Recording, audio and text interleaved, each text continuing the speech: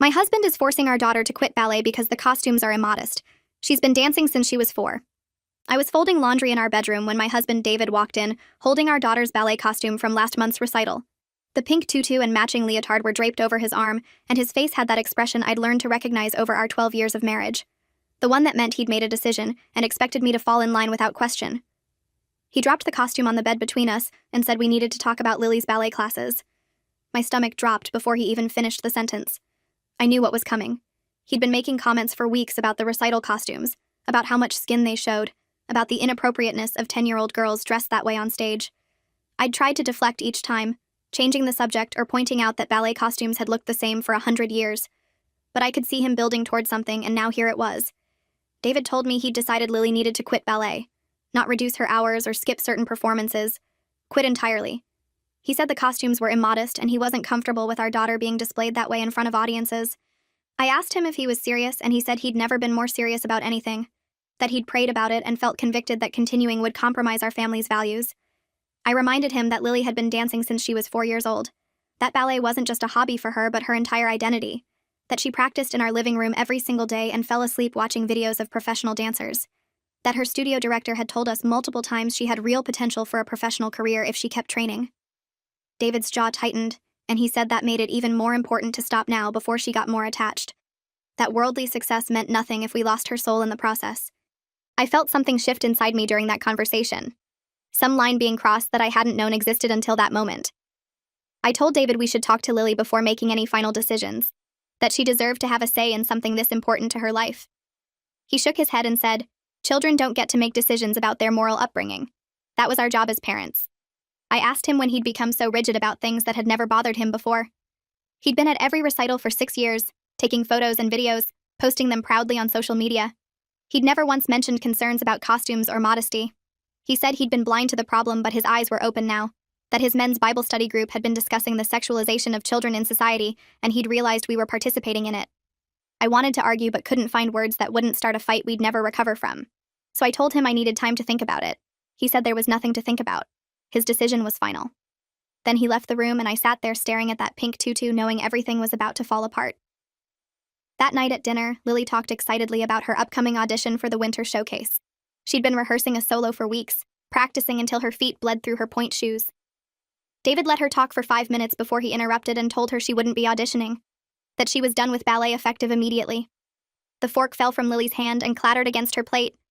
She asked what he meant, and her voice was so small and confused. David repeated that she was quitting ballet, that the costumes were inappropriate and he couldn't allow her to continue. Lily looked at me with these desperate eyes begging me to fix this. I opened my mouth, but nothing came out. David kept talking, explaining about modesty and values and protecting her innocence. Lily started crying.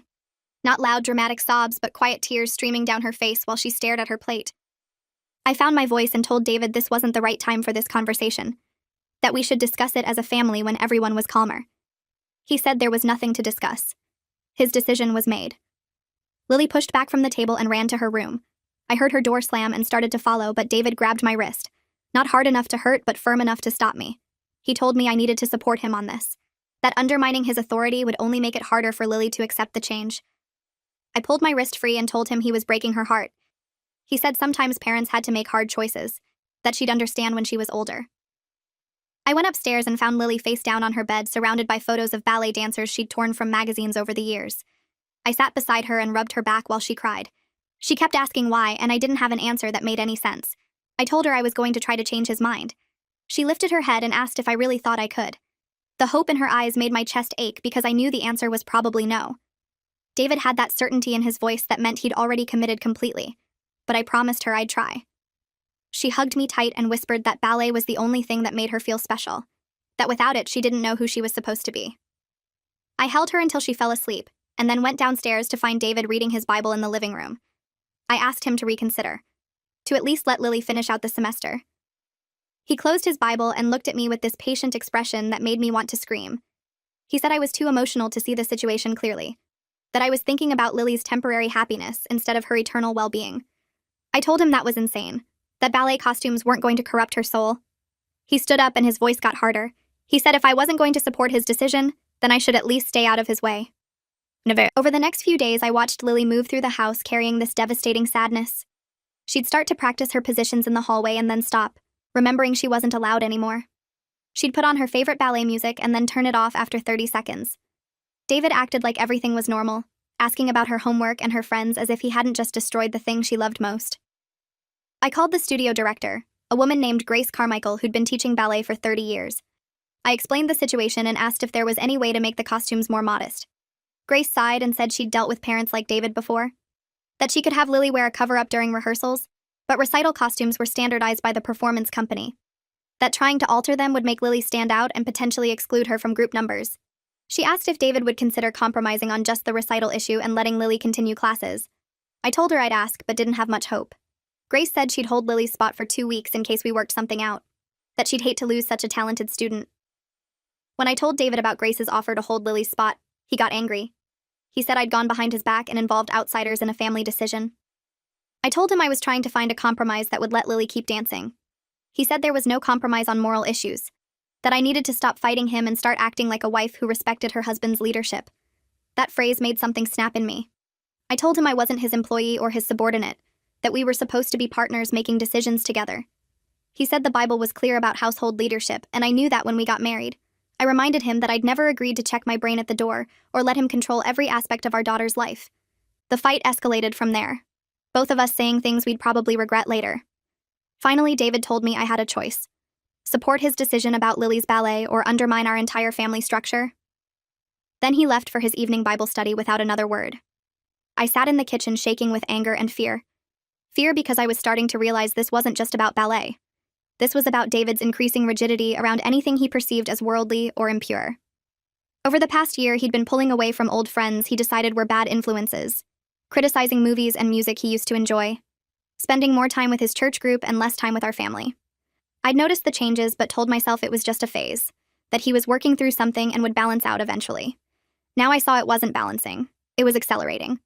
And Lily was caught in the middle. I went upstairs and found her in her room doing homework. I told her about Grace holding her spot and she looked up with sudden, desperate hope.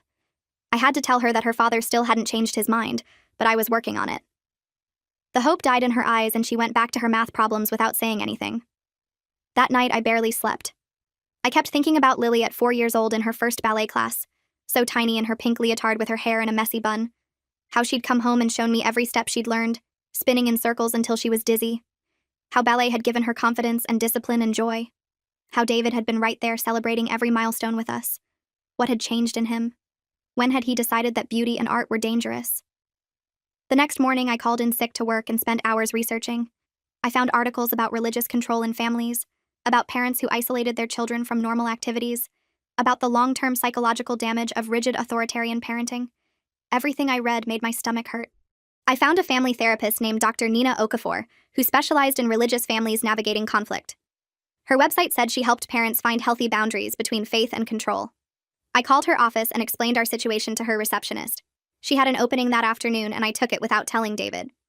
Dr. Okafor was younger than I expected, maybe late 30s, with kind eyes and a direct manner. She listened while I explained everything about the ballet and David's ultimatum and Lily's heartbreak. She asked thoughtful questions about David's religious community and when his views had started shifting. I told her about his men's Bible study group and how they seemed to reinforce each other's fears about secular culture. Dr. Okafor nodded and said she'd seen this pattern before. Men who felt powerless in other areas of their lives trying to exert total control at home in the name of spiritual leadership. She said the ballet issue was likely just the beginning, that David would probably find more things to restrict if this pattern continued. I asked what I should do. She said I had 3 options. Try to get David into couples counseling to address the underlying issues, set firm boundaries about shared parenting decisions, and refuse to comply with unilateral ultimatums, or prepare for the possibility that this marriage might not survive if David wasn't willing to compromise. The third option made my chest tight, but I knew she was right. I couldn't watch my daughter be crushed under increasingly rigid rules for the next 8 years until she turned 18. Dr. Okafor gave me the names of 2 family lawyers just in case. She said she wasn't encouraging divorce, but I needed to know my options, that protecting Lily might require hard choices. I left her office feeling both clearer and more terrified than when I'd arrived. That evening, I asked David if he'd be willing to see a counselor with me. He asked why, and I said because we were having serious disagreements about parenting and needed help finding middle ground. He said we didn't need a counselor. We needed me to stop fighting God's design for families. I told him I'd let Lily continue ballet while we worked things out in counseling. His face went dark, and he said if I contradicted his decision, he'd pull her from the studio himself and cancel our credit card so I couldn't pay the fees. I stared at him, trying to recognize the man I'd married. The David I fell in love with had been spontaneous and creative, writing me poems and taking me on surprise adventures. This David was someone else entirely, someone who saw threats everywhere and thought love meant control. I asked him what happened to us, to the partnership we used to have. He said he'd grown up and gotten serious about his faith, that he was sorry I wasn't mature enough to do the same. That night, I slept in the guest room for the first time in our marriage. I could hear David moving around the house, his footsteps heavy on the stairs, doors closing with more force than necessary. In the morning, Lily found me making coffee in the kitchen and asked why I wasn't in my bedroom. I told her Dad and I had an argument. She asked if it was about her ballet, and her voice was so guilty. I hugged her and said it wasn't her fault, that adults sometimes disagreed about important things. She asked if we were getting divorced. The question hit me hard because I hadn't let myself think that word yet. I told her I didn't know what would happen, but that I loved her and would always protect her. She hugged me tighter and said she didn't want to be the reason our family broke apart. I told her she wasn't the reason, that this was about bigger issues than ballet, but I could see she didn't believe me. Over the next week, the tension in our house became unbearable. David and I communicated only through short, necessary sentences. Lily walked on eggshells around both of us. I contacted a family lawyer named Rebecca Thornton, who Dr. Okafor had recommended. Rebecca had 20 years of experience in custody cases involving religious disagreement between parents. I met her at her office downtown on a Friday afternoon. She wore a sharp gray suit and had a no-nonsense demeanor that I found reassuring. I explained the ballet situation and David's increasing rigidity, and my fear that it would only get worse.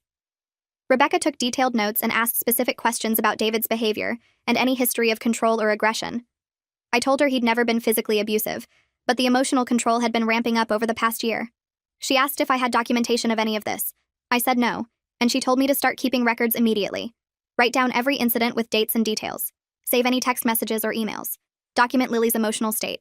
Build a clear timeline of David's escalating restrictions and their impact on our daughter. Rebecca explained that family courts prioritized the child's best interests above parental rights or religious beliefs. If I could show that David's restrictions were causing Lily emotional harm, I'd have a strong case for primary custody. But I needed evidence. She said not to tell David I was consulting a lawyer yet. That would likely escalate things and give him time to prepare his own case. I left her office with a folder of information about custody law and a knot in my stomach. This was really happening. I was preparing to leave my husband and fight for my daughter. That night, I started a journal documenting everything. Lily's tears when David announced the ballet ban, his refusal to consider compromise, his statements about household authority, the way Lily had stopped practicing and listening to music, how she'd become withdrawn and sad. Writing it all down made it more real and more clear that this situation was harming her. I also started recording our conversations with my phone when David and I discussed parenting, not to be sneaky, but to have accurate records of what was actually said. In one conversation, he told me that wives who challenged their husbands brought chaos into their homes, that I was making Lily's adjustment harder by not submitting to his leadership. I asked him if he heard how he sounded. He said I'd been corrupted by feminist ideas and needed to realign with biblical truth. I stopped the recording and asked if he really believed that. He said yes, completely. That the modern church had gotten soft on gender roles and it was destroying families. I realized there was no reasoning with him. He'd built an entire worldview around male authority and female submission, and anything that challenged it was treated as an attack on God himself. Grace Carmichael called me the following week. She said Lily's 2-week hold was about to expire, and she needed to know if Lily was coming back. I told her honestly that I was fighting for it, but my husband was blocking me. Grace was quiet for a moment. Then she said something that surprised me. She said she'd be willing to offer Lily a full scholarship for the rest of the year if financial barriers were an issue. That she'd seen too many talented girls forced out of dance by controlling parents, and she wasn't going to let it happen to Lily without a fight. I felt tears sting my eyes at this woman's generosity. I told her I couldn't accept without my husband's permission. She said the offer would stand regardless, that if I found a way to bring Lily back, the scholarship would be there. I thanked her and hung up, feeling both grateful and more trapped than ever. I had resources and support, but none of it mattered if David physically prevented Lily from attending. That evening, David announced he'd enrolled Lily in a girls' Bible study program at church that met 3 times a week, the same hours she used to have ballet. Lily's face went blank when he told her. She didn't cry or argue, just nodded and said, "Okay." After dinner, she went to her room and I followed. She was lying on her bed staring at the ceiling. I asked if she was okay and she said she was fine in that flat tone kids use when they're anything but fine. I sat on the edge of her bed and told her I was still fighting for her ballet. She rolled over to face the wall and said it didn't matter anymore. That Dad was going to win because he always won. that I should stop trying because it just made everything worse. The resignation in her voice scared me more than her tears had. She'd given up, accepted that her dreams didn't matter and her voice didn't count. I told her not to give up hope, that things might change. She didn't respond. I left her room and went downstairs where David was reading on the couch. I told him what Lily had said about giving up hope. I asked if he could see what he was doing to her spirit. He said she was learning an important lesson about obedience and trust. That short-term disappointment was acceptable if it led to long-term character development. I asked him if he remembered the little girl who used to dance in our living room, who'd light up whenever music played, who'd dreamed of performing on real stages someday. He said he remembered a child who needed guidance to stay on the right path. I realized he genuinely couldn't see it, couldn't see the light going out in our daughter's eyes. Or maybe he could see it and thought it was necessary. Either way, I knew I couldn't reach him. The next morning, I made a decision. I told Lily to get her ballet bag and her gear. She looked confused and asked why. I said we were going to class. She said Dad would be furious. I told her to let me worry about that. We drove to the studio in silence. When we walked in, Grace saw us and her whole face brightened. She hugged Lily and told her how happy she was to see her. Lily started crying and Grace just held her and said it was okay, that she was home now. I watched my daughter transform in that moment. The light coming back into her eyes, her shoulders straightening, her fingers already moving through positions she'd been forbidden to practice. Grace pulled me aside while Lily changed into her practice clothes. She told me she'd set up the scholarship and that Lily could start immediately. She also said she'd dealt with situations like this before, and that I should know she'd testify in court if necessary about Lily's emotional state and her talent. That she'd seen the before and after and could speak to the harm of keeping her from dance. I thanked her with tears in my eyes. Then I sat and watched Lily's class. Watched her move across the floor with this freedom and joy that had been missing for weeks. Watched her smile for the first time since David had banned her from the studio. When class ended, Lily ran to me and hugged me hard. She whispered thank you over and over. I told her we'd figure this out, that I wasn't going to let her dreams die without a fight. On the drive home, she asked what Dad was going to do when he found out. I told her honestly that I didn't know, that there would probably be a big fight.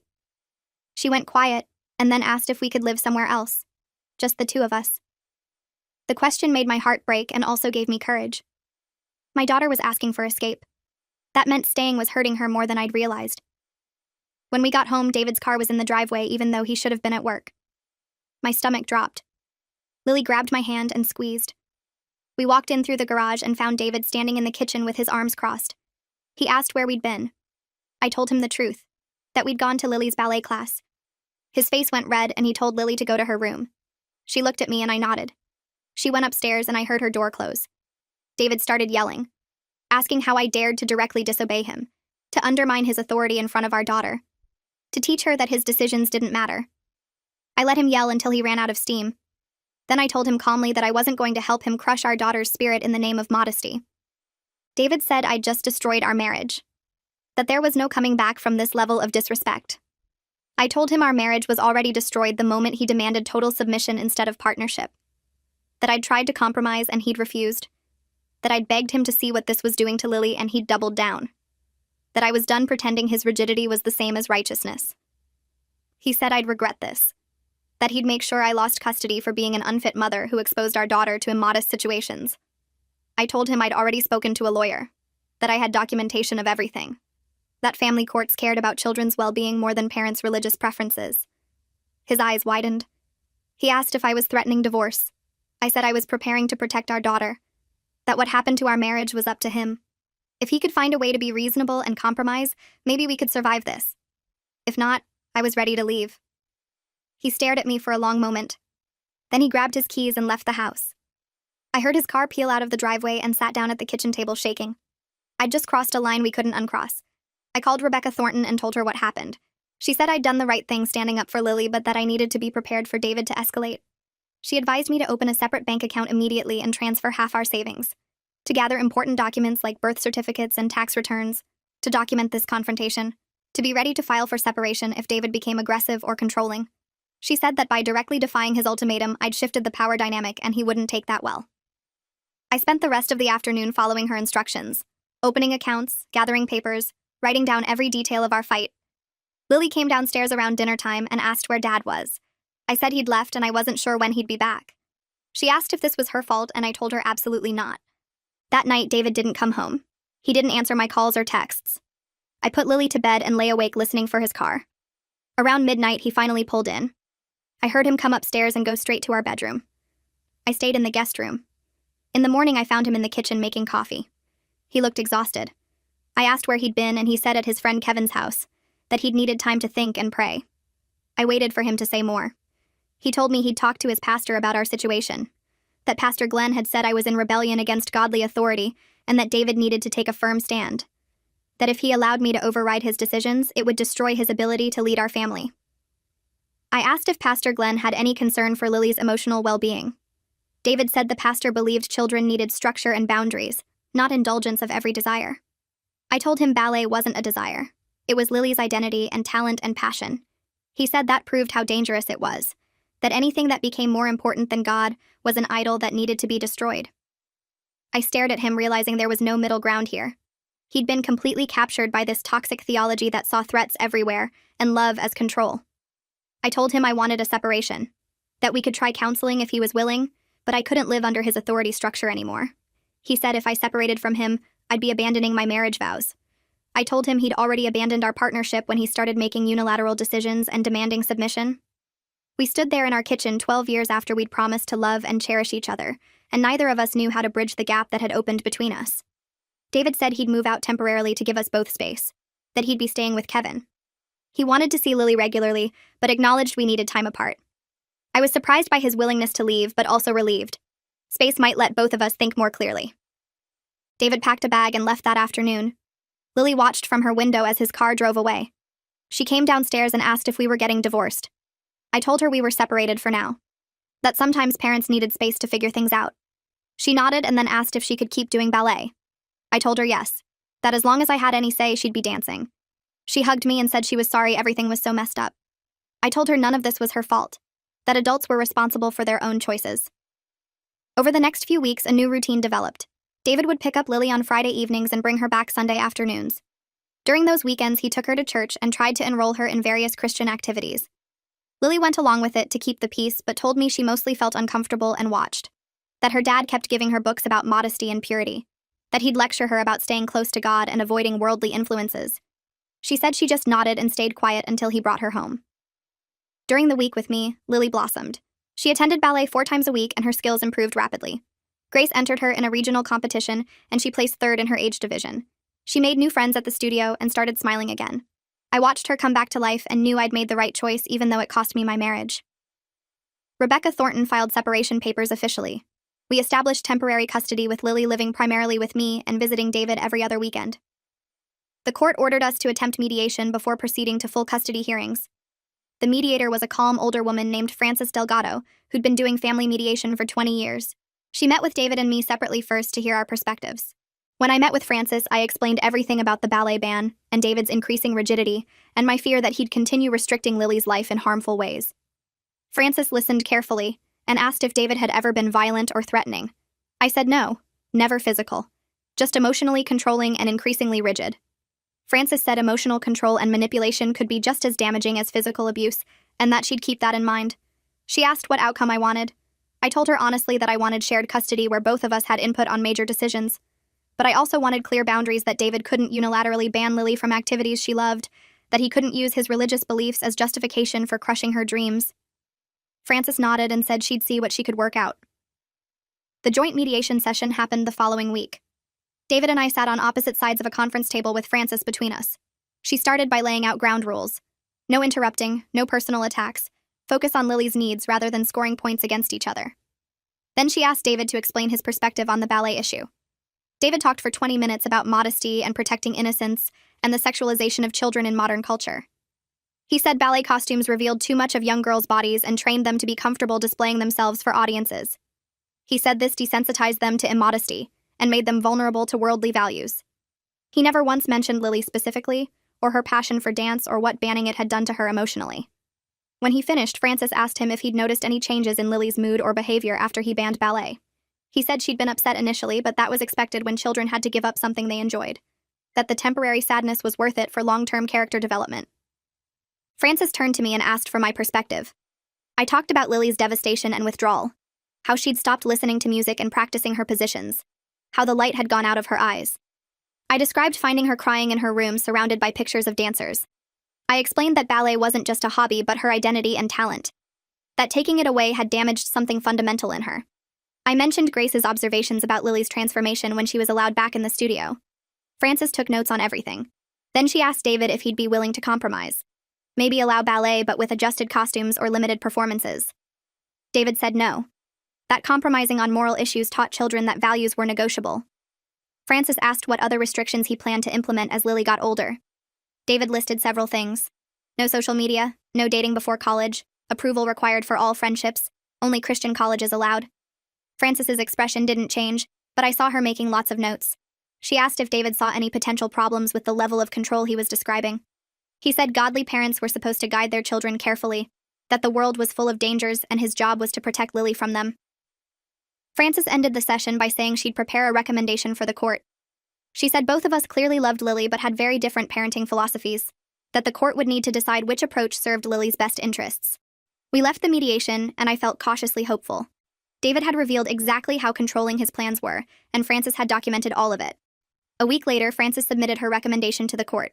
Rebecca called me to discuss it. Frances had recommended primary physical custody to me with regular visitation for David. She'd also recommended that decisions about Lily's extracurricular activities and education be made jointly with a mediator's input if we couldn't agree. Most importantly, she'd included language preventing either parent from unilaterally banning activities without demonstrating actual harm to the child. Rebecca said this was a strong recommendation in my favor. That judges usually followed mediator recommendations unless one party had compelling evidence otherwise. David's lawyer would likely try to paint me as undermining religious freedom, but the evidence of Lily's emotional distress under David's restrictions and her flourishing with more freedom would be hard to argue against. The custody hearing was scheduled for 6 weeks later. In the meantime, Lily continued thriving. She'd been cast in a leading role in the studio's winter showcase. Grace told me she was one of the most naturally talented young dancers she'd taught in years, that with continued training, Lily could potentially earn scholarships to prestigious dance programs. I took photos of Lily at every class and wrote down her comments about how much she loved ballet. I documented her improving grades and expanding friendships. I built a clear timeline showing the direct correlation between being allowed to dance and her overall well-being. David exercised his visitation, but the weekends with him became increasingly tense. Lily told me he kept trying to convince her that ballet was wrong, that he'd shown her videos about the dangers of performance culture, that he'd taken her to meet with Pastor Glenn, who told her that obedient daughters honored their father's wisdom. She said she just agreed with everything to make the visits end faster. I asked if she felt safe with him, and she said yes. He wasn't mean or scary, just exhausting and sad. She said it felt like he was trying to turn her into someone she wasn't. The night before the custody hearing, I couldn't sleep. I kept running through everything that might happen. What if the judge sided with David's religious freedom argument? What if Lily was forced to quit ballet again? What if the court decided shared decision-making meant David could veto anything he wanted? Rebecca had assured me our case was strong, but nothing was guaranteed. I got up at dawn and made coffee and reviewed all my documentation one more time. The courthouse was downtown in a building that smelled like old wood and floor polish. Rebecca met me in the lobby, and we went through security together. She'd prepared me thoroughly for what to expect. The judge would hear from both sides, review Frances's recommendation and all the evidence, possibly speak with Lily privately, and then make a ruling. David was already in the courtroom with his lawyer when we arrived. He wouldn't look at me. We sat on opposite sides and waited for the judge. Judge Dorothy Whitmore came in and everyone stood. She was maybe 60 with steel gray hair and sharp eyes. She reviewed the case file for a few minutes and then asked David's lawyer to present their position. His lawyer was a man named Richard Kemp, who specialized in religious freedom cases. He argued for 45 minutes about parental rights and religious liberty and the importance of fathers having authority in their families. He painted me as hostile to David's faith and trying to prevent him from raising our daughter according to his values. He said ballet's revealing costumes genuinely violated David's sincere religious beliefs and that courts shouldn't force parents to compromise on deeply held convictions. He presented character witnesses from David's church who testified that he was a devoted father concerned about his daughter's moral development. Pastor Glenn testified that David had come to him genuinely troubled about Lily's ballet and seeking guidance on protecting her innocence. When it was Rebecca's turn, she methodically dismantled their arguments. She presented Frances's mediation report highlighting David's plans for extensive future restrictions. She showed the timeline of Lily's emotional decline after the ballet ban and her recovery after resuming. She had Grace Carmichael testify via video about Lily's talent and the dramatic difference in her demeanor between being banned from dance and being allowed to participate. Grace's testimony was powerful. She described finding Lily crying in the studio the day we returned. Lily telling her she'd felt like she was suffocating, the visible transformation once she was dancing again. Rebecca presented my documentation of everything: the journal entries, the recordings of conversations, the photos showing Lily's progression. She argued that while David's religious beliefs deserved respect, they didn't justify imposing restrictions that caused documented psychological harm. That Lily had a right to develop her talents, and that ballet had been central to her identity since age 4. That David's real concern wasn't modesty, but control. Judge Whitmore asked Rebecca to clarify that point. Rebecca explained that David's restrictions went far beyond ballet, that he'd outlined plans to control Lily's friendships, education, social media, and dating life. That the ballet ban was just the first in what would be an escalating pattern of isolation and control disguised as religious protection. She said the court needed to protect Lily from this trajectory while still preserving her relationship with her father. Judge Whitmore asked if Lily could be brought in to speak with her privately. The bailiff went to get Lily from the waiting room where she'd been with my sister. A few minutes later, Lily came in looking tiny and nervous in her dress. Judge Whitmore smiled at her kindly and explained that she just wanted to hear Lily's perspective on some things. They went into the judge's chambers alone. David and I and our lawyers all waited in tense silence. After 30 minutes, they came back out. Lily sat in the gallery next to my sister. Judge Whitmore took her seat and looked at both of us seriously. She said she'd reviewed all the evidence and heard all the testimony and spoken with Lily directly, that this case involved balancing several important interests: a father's right to guide his child's moral development, a mother's concern about emotional harm, and most importantly, a child's right to develop her talents and identity in a healthy environment.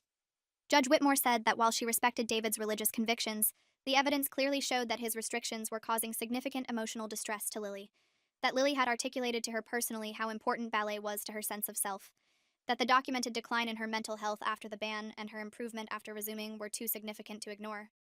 The judge said she was granting primary physical custody to me with visitation rights for David every other weekend and one evening per week.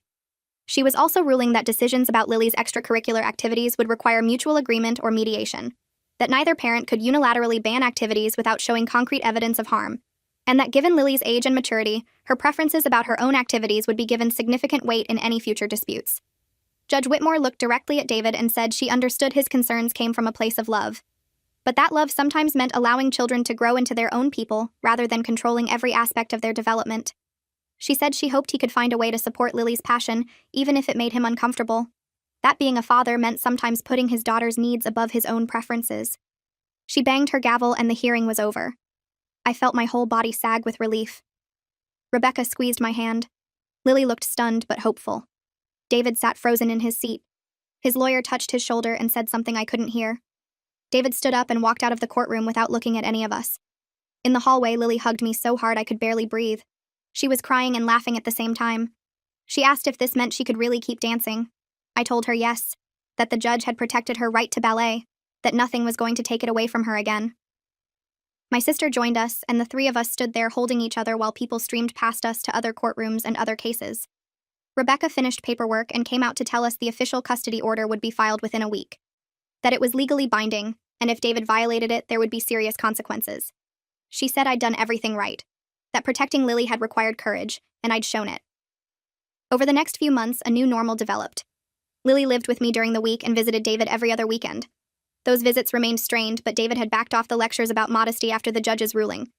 Lily told me he seemed quieter during their time together, less certain about everything. She said he'd actually asked her about her ballet and listened when she talked about her upcoming performances. It wasn't the relationship they used to have, but it was something. Lily's showcase performance was beautiful.